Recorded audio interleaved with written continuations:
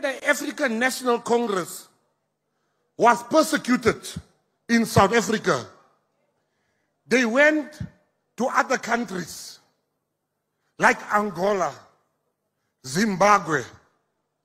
When they go Zambia, Lesotho, when they got there, they lived in camps. Those countries, we must be forever grateful that they have given our commanders shelter and protection during that time. But it doesn't mean because some of our leaders was in foreign countries, illegal foreigners must come here and do what they like in South Africa. We understand that you owe them. Now with the GNU, we owe them nothing as the GNU.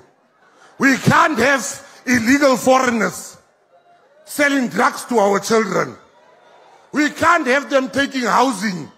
We can't have them taking jobs that are meant for our people. So I'm asking you, Acting President,